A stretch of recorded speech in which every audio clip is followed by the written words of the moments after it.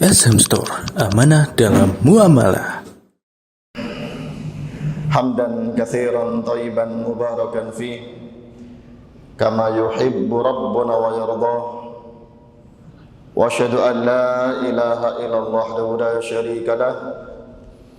Wa asyhadu anna Muhammadan abduhu wa rasuluhu la nabiyya ba'dah. Wa nusalli wa nusallim ala nabiyyina Muhammadin wa ala alihi wa ashabihi wa man tabi'ahum bi ihsanin ila yaumiddin. Hadirin kaum muslimin wal muslimat rahimani wa rahimakumullah. Alhamdulillah, kita senantiasa berkewajiban untuk bersyukur kepada Allah Subhanahu wa taala, baik sebagai manusia yang telah dianugerahi oleh Allah Subhanahu wa taala berbagai fasilitas hidup tak terhingga, tak terhitung. Terlebih lagi kemudian kita sebagai muslim, mukmin, tentu teristimewakan dibandingkan manusia lainnya dengan nikmatul iman dan nikmatul Islam. Sudah semestinya bersyukur lebih besar lagi, bersyukur dengan lisan memuji Allah, dengan hati mengakui nikmat semuanya dari Allah Subhanahu wa taala, dan tentunya dengan anggota badan memanfaatkan nikmat Allah semuanya untuk taat kepada Allah Subhanahu wa taala.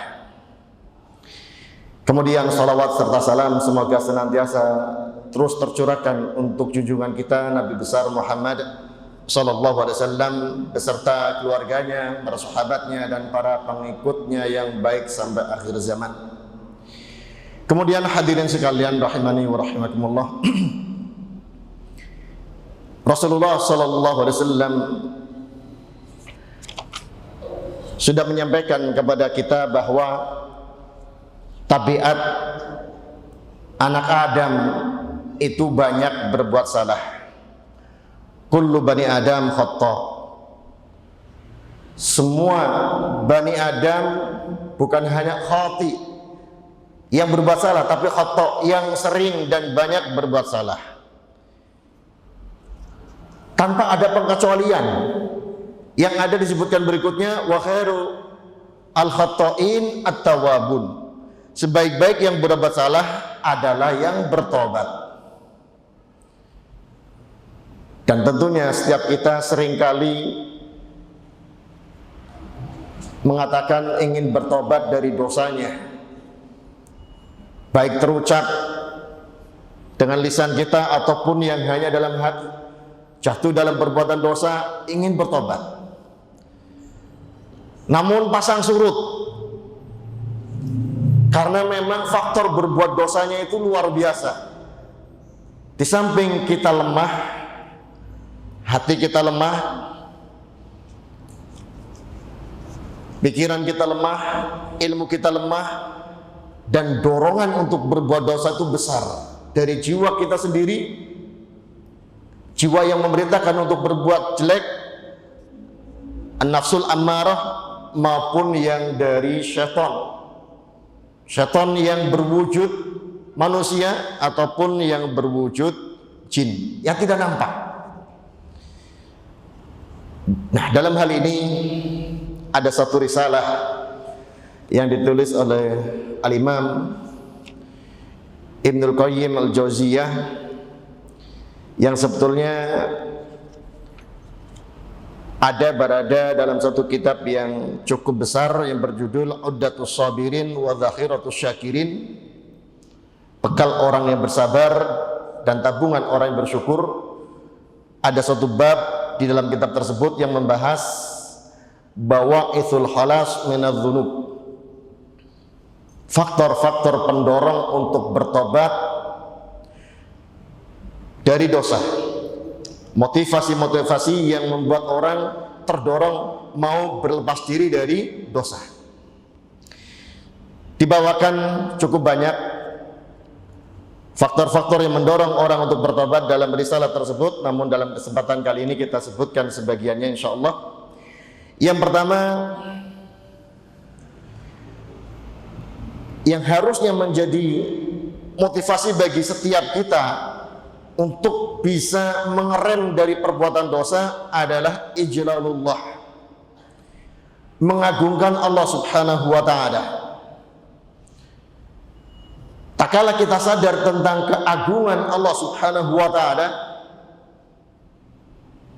yang telah menciptakan seluruh alam raya ini tanpa ada kecuali, semuanya ciptaan Allah taala, dan Allah taala mengetahui ciptaannya, mengetahui apa yang diperbuat, apa yang diucapkan oleh ciptaannya, manusia dan selain manusia. Dan juga Allah Ta'ala mendengar apa yang diucapkan oleh ciptaannya semuanya. Kalau seseorang mau berpikir tentang keagungan Allah Subhanahu wa Ta'ala seperti ini, mestinya dia takut untuk berbuat dosa. Diceritakan ada seorang ulama, muridnya Fudail bin Iyad yang bernama Bishr bin Harith al-Hafi. Beliau mengatakan, "Lau tafakkaran nasu fi 'azamatillahi ta'ala lamma asahu." Ulama ini dulunya berandalan, bandit yang luar biasa kejahatannya. Namun tak kala merenungi tentang keagungan Allah Subhanahu wa taala, ia bertobat, sadar dirinya makhluk yang sangat kecil, sangat kerdil di hadapan Allah Subhanahu wa taala, hingga beliau mengatakan, kalau manusia mau berpikir tentang keagungan Allah Subhanahu wa taala, pastilah dia tidak mau bermaksiat kepadanya. Karena setiap kita pasti diketahui perbuatannya oleh Allah, didengar ucapannya oleh Allah Subhanahu wa taala yang akan membawa risiko balasan. Kalau memang baik yang diperbuat, baik yang diucapkan, tentunya balasannya kebaikan. Bila sebaliknya, kejelekan yang diperbuat, kejelekan yang diucapkan, maka balasannya juga yang setimpal, kejelekan pula. Seorang sahabat Jubair bin Mut'im radhiyallahu anhu, beliau termasuk yang sangat terkesan dengan kebesaran Allah Subhanahu wa taala dan menyebabkan beliau masuk Islam dan iman bersemi dalam sanubarinya. Diceritakan oleh beliau sendiri, sami'tu nabiyya sallallahu alaihi wasallam yaqra'u fil maghrib bit-tur. Beliau menceritakan saat itu belum masuk Islam, ya. Beliau nguping Nabi SAW sedang mengimami sholat maghrib membaca surah Tur, yaitu dibaca firman Allah Ta'ala, am khuliqu min ghairi syai'in am humul khaliqun. Apakah mereka diciptakan, manusia itu diciptakan min ghairi syai'in, dari sesuatu yang sebelumnya tidak ada, am humul khaliqun, ataukah mereka yang menciptakan, am khalaqus samawati wal arda, apakah mereka yang telah menciptakan langit dan bumi? Pertanyaan-pertanyaan yang tentu jawabannya orang-orang musyrik di zaman itu yakin manusia itu ciptaan dan Allah lah penciptanya. Beliau mengatakan, kana qalbi an yatir. Mendengar ayat-ayat ini, Jubair bin Mut'im mengatakan, hatiku hampir-hampir terbang.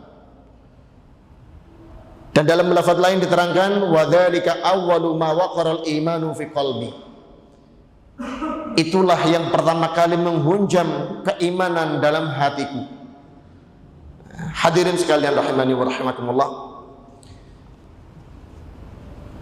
Kalau memang kita menggunakan akal pikiran yang Allah Ta'ala anugerahkan kepada kita untuk merenungi ciptaan-ciptaan Allah Ta'ala yang menunjukkan keagungan Allah Subhanahu wa Ta'ala, harusnya seorang itu tunduk dan patuh kepada Allah Subhanahu wa Ta'ala, menjalankan perintah-perintahnya dan menjauhi larangan-larangannya. Ini poin yang pertama. Kemudian poin yang kedua, kata Ibnu Qayyim rahimahullah ta'ala, seorang yang meninggalkan maksiat, meninggalkan perbuatan dosa, mahabbatan lahu, karena cinta kepada Allah subhanahu wa ta'ala. Kata Ibnu Qayyim, fa innal muhibba liman yuhibbu muti'u. Hakikatnya orang yang mencintai itu harus taat kepada yang dicintainya. Ya, ini kaidah umum, ya, diakui oleh kita.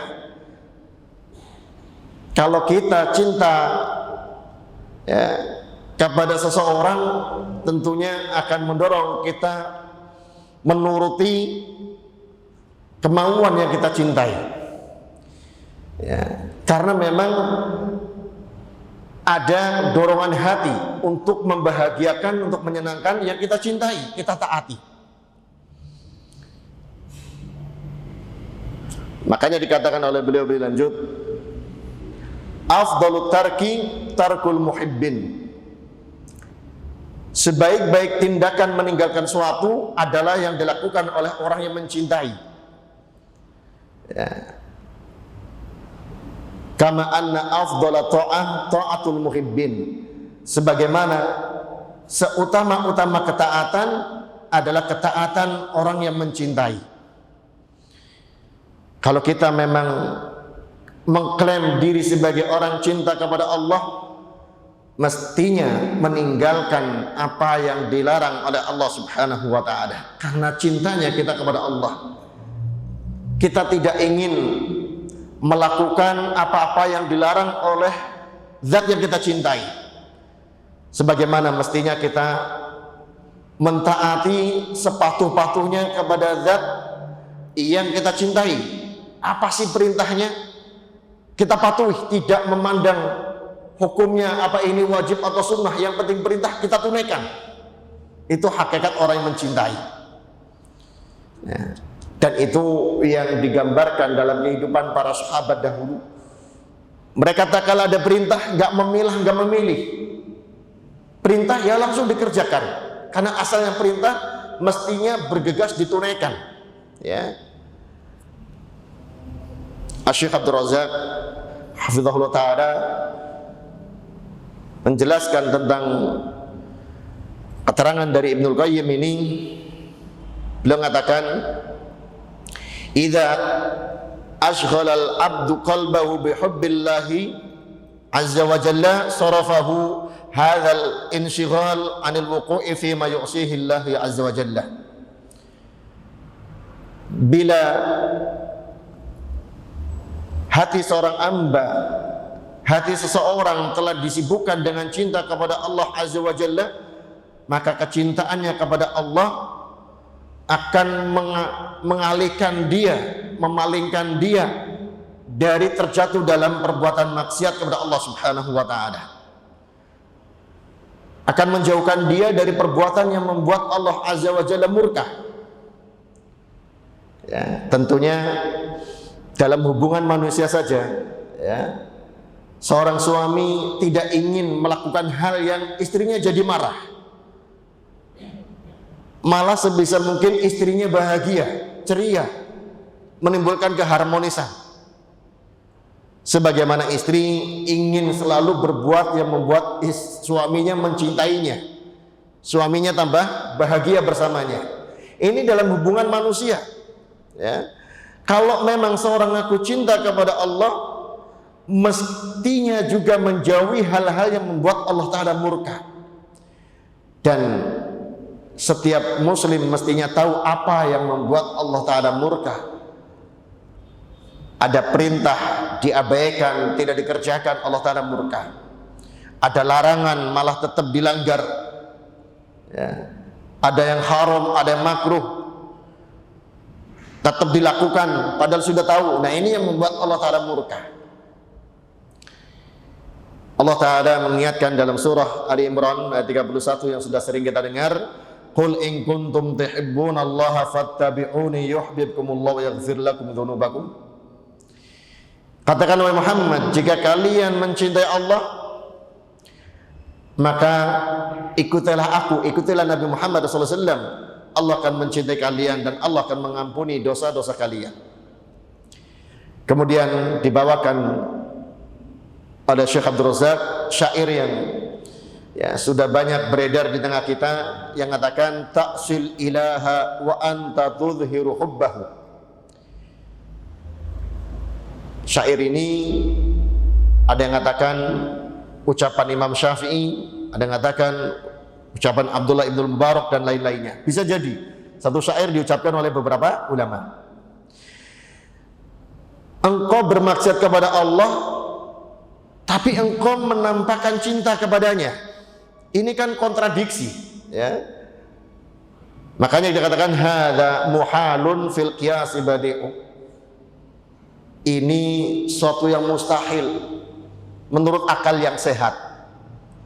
Ya, makanya yang terjadi dari orang-orang yang mengaku cinta kepada Allah tapi bermaksiat kepadanya, terjadinya dari orang yang tidak berakal sehat. Akalnya tidak digunakan dengan baik.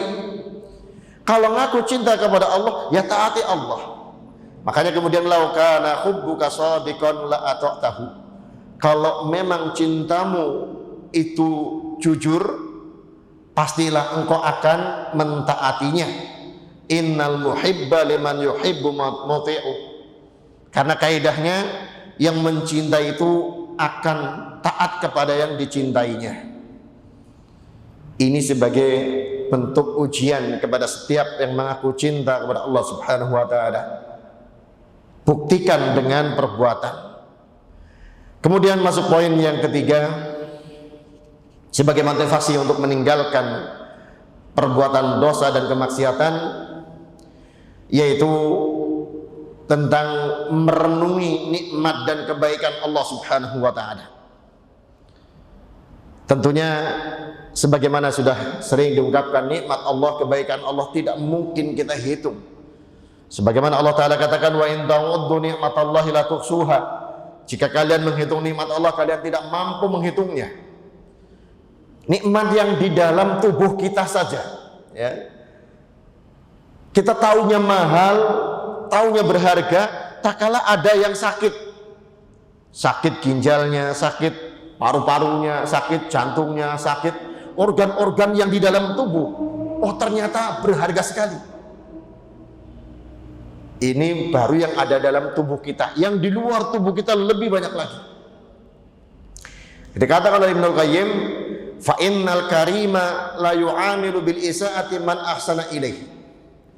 Orang mulia, orang yang terhormat tidak membalas orang yang berbuat baik dengan kejelekan. Ini orang yang mulia. Kalau ada kebaikan muncul dari seorang, akan dibalas dengan kebaikan. Tidak mungkin dibalas dengan kejelekan. Wa innama yaf'alu hadza li'amun nas. Yang melakukan tindakan pembalasan kebaikan dengan kejelekan hanyalah orang-orang yang tercela. Ini diakui oleh kita semuanya, ya. Ada anak yang sangat disayang oleh orang tuanya, dipenuhi kebutuhannya, makannya, minumnya, pakaiannya, pendidikannya, kendaraannya dipenuhi, ya, apa-apa dituruti demi kebaikan sang anak. Ternyata anaknya durhaka sama orang tua. Seringkali orang tua mengatakan kamu ini nggak tahu diri, tidak bisa membalas budi orang tua. Orang lain pun bisa menilai itu anak kurang ajar. Mendapat kebaikan dari orang tuanya luar biasa, orang tuanya kerja keras, banting tulang siang malam untuk anak-anak, malah membalas dengan kejelekan, dengan kedurhakaan. Ya. Juga kadang ada buruh atau karyawan, ya, kerja di satu perusahaan dengan gaji yang di atas rata-rata. Dan diperhatikan kalau kerja lemburnya, diperhatikan THR-nya, ya, diberikan cutinya, ya, dan seterusnya. Tapi ternyata karyawan tersebut tidak patuh kepada aturan tempat bekerja. Ya, kita bisa menilai ini karyawan tidak bisa terima kasih. Sudah sangat ideal tempat kerjanya, masih kurang apa misalnya, ya. Nah, kalau yang terjadi dari manusia kepada manusia, kita bisa menghukumi itu kurang ajar, tidak bisa balas budi, tidak bisa membalas kebaikan dengan kebaikan. Perhatikan, banyak manusia yang terang-terangan tidak membalas kebaikan penciptanya, namun masih dipuji-puji oleh manusia. Hidup di dunia dengan fasilitasnya dari Allah Subhanahu wa ta'ala, membalas kebaikan Allah dengan kezaliman dan kesyirikan. Inna syirka la zulmun adzim. Tapi masih di antara kita kadang memujinya. Dia walaupun melakukan kesyirikan, tapi Masya Allah, dia sangat peduli dalam urusan sosial. Dia orangnya sangat dermawan. Dia ini dan itu. Padahal ini orang sangat kurang ajar kepada Allah Subhanahu wa ta'ala. Ya. Hadirin sekalian rahimani wa rahimakumullah. Makanya diterangkan oleh beliau, ada Al-Imam Ibnu Qayyim rahimahullah ta'ala, semestinya kebaikan Allah, nikmat Allah menghalangi seorang hamba untuk bermaksiat kepadanya. Sebagaimana kita kalau dalam kehidupan dunia ingin selalu membalas kebaikan orang kepada kita dengan kebaikan yang lebih, namun banyak kenikmatan turun dari langit kepada kita, turun kebaikan-kebaikan dari Allah kepada kita, yang naik ke atas dari kita justru malah balasan kejelekan. Dengan mengingkari perintahnya, membangkang perintahnya, melanggar larangan-larangannya, wal'iyadzubillah.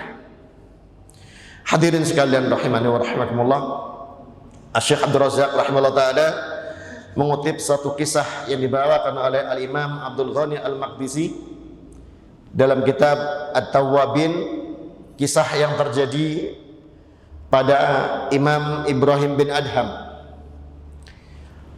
Beliau, Al-Imam Ibrahim bin Adham, suatu kali dia datangi oleh orang yang ngaku banyak berbuat dosa, ingin berhenti kok sulit sekali. Nah, kadang-kadang di zaman sekarang juga begitu ya. Ingin berhenti dari dosa, minum minuman keras, sebulan bisa berhenti, ketemu kawan lama kambuh lagi. Ya. Ingin berhenti dari merokok, walaupun ada yang mengatakan hukumnya makruh dan sebagian lagi mengatakan haram, intinya mengatakan sama-sama dilarang, ya.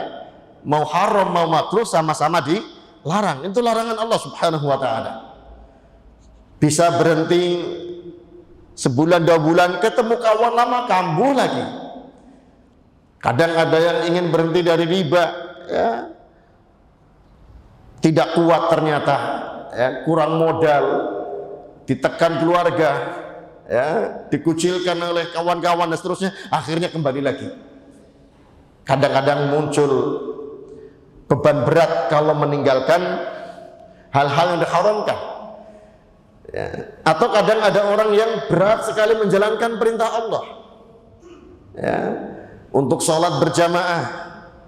Jangankan sholat jamaah, sholat 5 waktunya lengkap, kadang masih ada yang berat, apalagi untuk berjamaah, ya. Kaum ibu muslimah untuk menutup aurat yang konsisten, ya, bukan hanya saat ke masjid, bukan hanya saat kondangan, tapi memang menutup aurat dengan tata cara yang syar'i. Tak kala ada pandangan mata yang ajnabi, yang bukan mahram, ya tutup auratnya. Kadang-kala masih bongkar pasang, ya. Karena sebagian muslimah nganggap jilbab atau hijab sekadar fashion, ya, suatu yang lagi ngetren. Tak kala diingatkan nutup aurat itu wajib, ya sadar, tapi kok kadang berat sekali. Nah, ini ada di zaman beliau, seorang lelaki datang kepada Ibrahim bin Adham meminta bimbingan, agar bisa meninggalkan dosa, agar hatinya terdorong kuat meninggalkan kemungkarannya. Ibrahim bin Adham memberikan ungkapan pertama kali kepadanya, in qabilta khamsa khisalin wa qadirta 'alaiha lam tadurruka ma'siyah. Jika engkau bisa menerima 5 kriteria yang akan saya sebutkan dan engkau mampu menjalaninya, maka engkau akan bisa meninggalkan maksiat. Orang tersebut mengatakan, hati ya Aba Ishaq, berikanlah yang 5 tersebut kepada kami Wa Abu Ishaq. Panggilannya Ibrahim bin Adham. Ibrahim bin Adham kemudian mengatakan, yang pertama, idza aradta an ta'syallaha azza wa jalla fala ta'kul rizqahu. Jika engkau punya keinginan terbersit dalam hati, keinginan untuk bermaksiat kepada Allah, apapun jenis kemaksiatannya, janganlah makan rezeki Allah Subhanahu wa ta'ala. Bayangkan nasihat yang kelihatannya sepele namun sangat mendalam kalau kita mau merenungkannya. Lelaki tadi mengatakan, famin aina akul wa kullu ma fil ardi min rizki. Dari mana aku akan makan? Aku akan makan apa? Karena semua yang di muka bumi ini rizki Allah Subhanahu wa ta'ala. Ya, kita renungkan pula, kerjanya kita hanya sebab, pemberian orang tua hanya sebab, ya, yang datang kepada kita dari manusia-manusia itu hanya sebab. Semua rezeki dari Allah Subhanahu wa ta'ala. Ini keyakinan tauhid rububiyah kita. Tak kalah ngatakan alhamdulillahirabbil alamin. Segala puji bagi Allah Rabbul alamin. Rabb di sini termasuk maknanya Allah yang memberi rezeki kepada alam semesta. Nah, kalau kita ngakui Allah pemberi rezeki, ya tahu dirilah, jangan bermaksud kepada Allah yang berikan rezeki kepada kita. Nah, hadirin sekalian rahimani wa rahimakumullah, sebagaimana kadang ya orang tua pun, sebagaimana tadi di awal ceritakan, ada anak yang sudah diberi makan, diberi pakaian, diberi tempat tinggal, difasilitasi pendidikannya, ini dan itunya, masih membangkang. Orang tua kadang saking marahnya mengatakan apa? Kamu sudah diberi segala kebutuhannya, kenapa masih membangkang sama orang tua? Ya. Hadirin sekalian rahimani wa rahimakumullah, Allah Subhanahu wa ta'ala tidak langsung menghukum tak kala ada hambanya yang masih makan rizki Allah padahal dia membangkang kepada Allah Subhanahu wa ta'ala. Karena apa? Dalam hadis qudsi disebutkan oleh Allah Azza wa Jalla, inna rahmati ghalabat ghadabi. Rahmatku mengalahkan marahku. Allah marah, Allah murka, namun rahmat Allah mendahului kemurkaannya. Diberi waktu lagi, barangkali hamba tersebut bisa bertobat. Barangkali suatu saat hamba tersebut akan sadar. Termasuk kita, kalau kita masih ada dosa-dosa yang kita lakukan, ada perintah-perintah yang kita abaikan, padahal kita masih makan rezeki Allah Subhanahu wa ta'ala, segera bertobat. Kita diberi jeda oleh Allah Subhanahu wa ta'ala untuk memperbaiki diri. Kemudian Ibrahim bin Adham mengatakan, ya hadza afa yahsunu an ta'kula rizqah wa ta'syahu. Diingatkan lagi, wahai kawanku yang ingin bertobat, bagaimana pantas engkau makan rezeki Allah, sisi lain engkau bermaksiat kepadanya? Tahu dirilah. Kemudian orang tadi mengatakan, berikan nasihat yang kedua. Kemudian dikatakan oleh Ibrahim bin Adham yang kedua, idza aradta an ta'syahu fala taskun syai'an min biladih. Bila engkau masih muncul keinginan untuk bermaksiat, maka janganlah engkau tinggal sejengkal pun di bumi Allah Subhanahu wa ta'ala. Setelah kita dikomentari hadhihi a'zam minal awal. Ini lebih besar lagi, lebih mendalam lagi daripada yang pertama tadi. Karena bumi seluruhnya dari timur ke baratnya, selatan, utaranya semuanya milik Allah Subhanahu wa taala. Di mana aku bisa tinggal kalau tidak tinggal di bumi Allah Subhanahu wa taala? Ya ini juga sama. Orang yang numpang di suatu tempat harus patuh kepada aturan tempat tersebut. Ya. Orang tinggal di hotel, dia bayar. Ya. Semakin besar bayarannya, semakin mahal tarifnya, semakin ketat aturannya. Gak boleh ini, gak boleh itu, gak boleh ini, gak boleh itu. Padahal bayar. Ya. Yang tinggal dalam asrama, apapun asramanya, ya, asrama santri, asrama pelajar, asrama tentara, asrama apapun, ada aturannya. Yang mau tinggal di sini ikuti aturan. Tidak mau ikuti aturan silakan pindah. Padahal bayar juga. Ya. Nah kita sama tinggal di bumi Allah. Ya. Harusnya tahu diri ada aturan-aturan Allah yang harus dipatuhi. Kalau tidak mau mematuhi aturan Allah, silakan cari bumi Allah yang lain atau cari bumi yang lain. Jangan bumi Allah. Dan tentunya tidak ada selain bumi Allah untuk tempat tinggal kita. Hadirin sekalian rahimani wa rahimakumullah. Kadang sebagian orang berkilah, ya, tak kala diingatkan sebagai seorang muslim.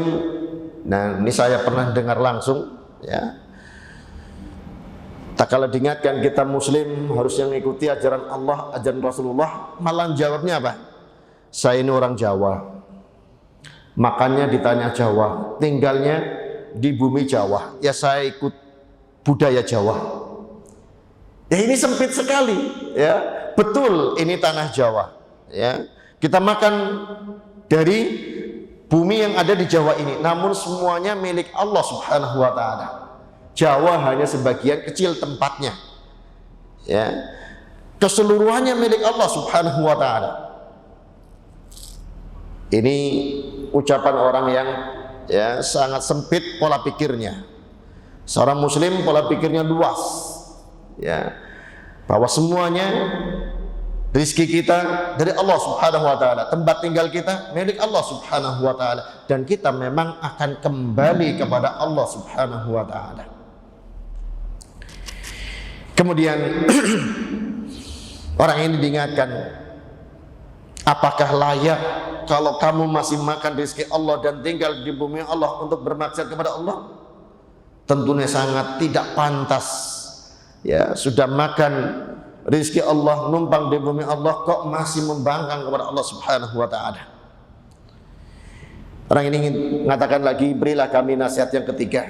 Ibrahim bin Adham dan melanjutkan nasihat yang ketiga, idza aradta an ta'shiyahu wa anta tahta rizqihi wa fi biladihi fanzur mawdi'an la yaraka fihi mubarizan lahu fa'shihi fihi. Bila kamu masih tetap ngeyel padahal sudah diingatkan dengan dua nasihat tadi, kok ingin berbuat maksiat juga, engkau makan rezeki Allah, tinggal di bawah negeri atau bumi Allah Subhanahu wa taala, masih tetap ingin bermaksiat, maka carilah tempat di mana engkau berbuat maksiat tanpa dilihat oleh Allah Subhanahu wa taala. Bermaksiatlah di tempat yang tanpa dilihat oleh Allah Subhanahu wa taala. Orang ini yang dinasihati seperti ini mengomentarinya, kaifa hada wa huwa muttali'un ala ma fis sarair. Bagaimana orang bisa bermaksiat tanpa dilihat oleh Allah? Karena Allah Maha mengetahui yang tersembunyi, yang tertutup maupun yang nampak terang-terangan, lebih-lebih yang tertutup, yang tersembunyi saja diketahui oleh Allah Subhanahu wa taala. Ini yang kadang-kadang membuat kita terkecoh di malam hari tanpa ada yang melihat. Orang mudah jatuh dalam perbuatan dosa. Ini mengingatkan, ya, pada diri saya sendiri dan pada kaum muslimin dan muslimat yang ada, agar selalu terngiang-ngiang bahwa Allah Ta'ala maha melihat, maha mengetahui, maha mengawasi dimanapun kita berada, dalam kondisi apapun kita. Tidak pernah samar, tidak pernah luput, semuanya diketahui Allah Subhanahu wa Ta'ala. Walaupun di dalam kamar di malam hari kunci tanpa ada yang melihat, Allah Ta'ala yang melihatnya, Allah Ta'ala yang mengetahuinya, Allah Ta'ala yang mengawasinya. Ya. Kalau ada CCTV buatan manusia bisa mantau 24 jam tempat yang terjangkau oleh CCTV tersebut, ini sudah membuat orang ketakutan untuk berbuat pelanggaran di toko serba misalnya, di minimarket misalnya, di kantor misalnya, ya takut ketahuan oleh CCTV. Harusnya dia yakin ada CCTV yang lebih canggih, ya, rekamannya sangat akurat tanpa ada yang luput, ya. Kalau buatan manusia kadang-kadang nggak kerekam, kadang-kadang memorinya udah penuh, nggak bisa dicek ulang dan seterusnya. Bisa dikelabui kalau buatan manusia. Adapun pantauan Allah sangat canggih, nggak ada batasnya. Ya. Harusnya lebih takut lagi kepada pantauan Allah Subhanahu wa Ta'ala. Manusia seringkali ketakutannya hanya dalam urusan dunia. Ketahuan CCTV dalam berbuat dosa, ketangkep, dilaporkan polisi, malu, ya, urusan dunia. Padahal kita sering ketangkep CCTV Allah Subhanahu wa Ta'ala, meninggalkan perintah Allah atau melakukan yang dilarang oleh Allah Subhanahu wa Ta'ala, memang tidak diputar langsung di dunia, tapi akan diperlihatkan oleh Allah Ta'ala dan akan dimintakan tanggung jawab pada kita nanti di akhirat. Dan kita yakin akan adanya akhirat. Kalau kita meyakini ini, tentunya akan bisa mengerem diri kita dari perbuatan-perbuatan dosa. Kemudian mendapatkan nasihat ini dilanjutkan pada nasihat yang keempat. Qala Ibrahim bin Adham, kalau engkau sudah diingatkan, ya, dengan beberapa nasihat tadi, masih muncul keinginan berbuat dosa juga, ya, kadang-kadang masih ngeyel, banyak dalihnya, banyak alasannya, ya, menunda-nunda bertobat, diingatkan oleh beliau, idza ja'aka malakul mauti liyaqbidha ruhaka faqul lahu akhirni hatta atuba taubatan nasuha wa a'mala lillahi amalan sholihah. Bila datang kepadamu malakul maut, malaikat pencabut nyawa, sedangkan kamu masih berbuat dosa, maka ajukanlah permintaan untuk ditunda pencabutan nyawamu, ya, hingga engkau bertobat dengan tobat yang sebenarnya dan beramal amal soleh untuk Allah Subhanahu wa Ta'ala. Orang ini dinasihati seperti mengatakan la yaqbal minni, malaikat tersebut tidak mungkin menerima permintaanku. Ya, hadirin sekalian, kaum muslimin wal muslimat rahimani wa rahimakumullah. Ini nasihat sebetulnya untuk menegur dengan keras bagi orang-orang yang terus berbuat dosa, kadang-kadang dengan alasan nantilah, masih muda, tobatnya nanti kalau sudah tua. Padahal ajal, kematian datangnya bukan hanya kepada orang tua, datangnya bukan hanya kepada orang yang sudah sakit-sakitan, seringkali datangnya sekonyong-konyong. Dan sudah banyak terbukti orang yang masih sehat bugar meninggal dunia. Dan tidak sedikit belum lahir ke dunia, masih dalam rahim seorang ibu meninggal dunia. Yang proses melahirkan meninggal dunia.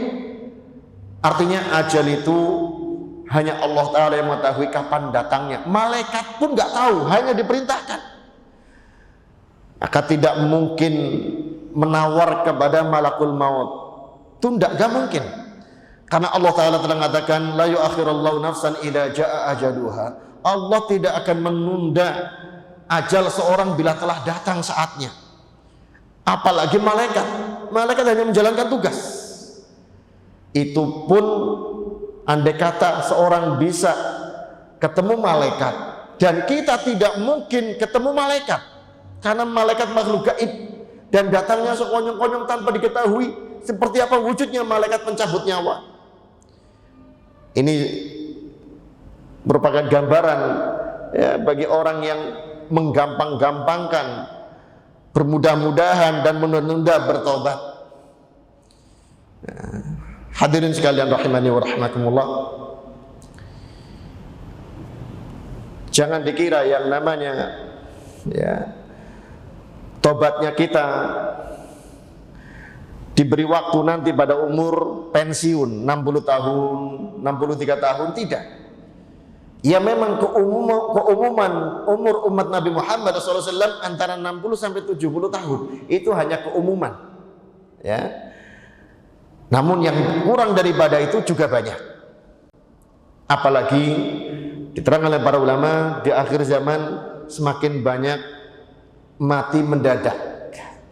Mati mendadak bisa jadi karena sebab ya, yang diketahui, bisa jadi yang tanpa sebab tidak diketahui. Banyaknya kecelakaan jalan ya, menyebabkan orang banyak mati mendadak. Itu kelihatan sebabnya. Kadang tanpa kelihatan sebabnya. Segar bugar, sering orang katakan kemarin baru ketemu, kok tiba-tiba ada berita meninggal dunia. Hadirin sekalian rahimani wa rahimakumullah. Kemudian yang kelima, yang terakhir,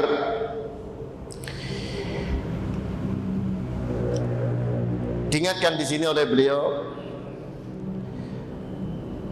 pada Ibrahim bin Adham, ya hadza fa anta idza lam taqdir an tadfa'a ankal maut litatub. Kalau engkau tidak mampu untuk menolak kematian, untuk punya waktu bertobat, wa ta'lamu annahu idza ja'a lam yakun lahu ta'khirun fa kaifa tarju wajhal khalas. Sedangkan kamu tahu bahwa bila telah datang saatnya tidak mungkin untuk ditunda ya, maka mestinya segera engkau bertobat, gak ada alas untuk menunda. Maka orang ini pun menyadari akan ya, penyakit yang banyak menjangkiti kita, menunda-nunda bertobat dengan banyak dalih. Kemudian diingatkan pada poin yang kelima, Ibrahim bin Adham mengatakan, idza ja'at kazzabaniyatu yaumal qiyamah liya'khudhuka ilan nar fala tadhhab ma'ahum. Kalau akhirnya mati dalam keadaan belum bertobat wal iyadzubillah ya, karena nunda-nunda, masih terus bisnisnya mengandalkan ya, modal dari riba, masih terus ibadahnya dikalahkan dengan urusan dunianya, akhir-akhirkan sholatnya atau melakukan tindakan dosa-dosa lainnya ya, yang banyak sekali di zaman sekarang ini ya, kaitannya dengan maksiat ya, syahwat wanita atau wanita syahwat, kaitannya dengan kaum pria dan seterusnya. Akhirnya meninggal dunia dalam keadaan belum bertobat. Ingatlah, kalau engkau mampu, kata Ibrahim bin Adham, saat malaikat Zabaniyah, penjaga neraka, menyeretmu untuk masuk ke dalam neraka, fala tadhhab mahum, jangan mau ikut bersama malaikat Zabaniyah. Orang ini pun ya nggak mungkin ya, malaikat Zabaniyah ditolak kemauannya, nggak mungkin dilawan. Karena apa? Malaikat Zabaniyah, malaikat penjaga neraka ini, diantara sifatnya adalah ghiladun syidad, tegas keras. Itu malaikat-malaikat penjaga neraka. La ya'sunallaha ma amarahum, tidak bermaksiat kepada Allah atas apa yang Allah perintahkan kepada mereka. Wa yaf'aluna ma yu'marun, dan melakukan apa yang diperintahkan kepadanya. Jadi jangan dibayangkan neraka itu seperti penjara dunia. Sipirnya, penjaganya bisa ditawar, bisa dinego. Malaikat-malaikat penjaga neraka itu ghilad, syidad, tegas sesuai aturan, kuat tanpa bisa dilawan. Kalau membayangkan neraka seperti dunia, penjara dunia, ya banyak orang sudah memperhitungkan kalau berbuat salah seperti ini penjaranya bisa dikurangi sekian tahun, bisa disuap, ya kadangkala siang di penjara, malam di rumah. Ternyata ini saya dengar beberapa orang yang pernah masuk penjara, hal seperti ini banyak, ya. Penyewa ruangan khusus, punya fasilitas khusus dan seterusnya. Itu dunia. Adapun neraka di akhirat, ya penjaganya nggak bisa dinego, nggak bisa ditawar, nggak bisa disuap, siksaannya luar biasa dahsyatnya. Kakinya neraka, kepalanya terbakar sampai ubun-ubun. Waliyadzubillah. Hadirin sekalian rahimani wa rahimakumullah, ini insyaallah yang bisa kita sampaikan pada kesempatan malam hari ini. Semoga bermanfaat bagi kita semuanya. Semoga ilmu yang Allah Ta'ala berikan kepada kita diiringi dengan ilmu, diiringi dengan amalan, diiringi dengan taufik untuk berbuah sebagai kebaikan, menjalankan perintah-perintah Allah Subhanahu wa Ta'ala dan meninggalkan larangan-larangannya. Dan ini butuh lanjutan belajar mana perintah Allah yang harus ditunaikan dan mana larangan-larangan Allah yang harus dijauhi. Wallahu ta'ala a'lam bishawab. Wa sallallahu ala nabiyyina Muhammadin wa ala alihi wa sahbihi ajma'in. Subhanakallahumma wa bihamdik asyhadu an la ilaha illa anta astaghfiruka wa atubu ilaik. Wassalamualaikum warahmatullahi wabarakatuh.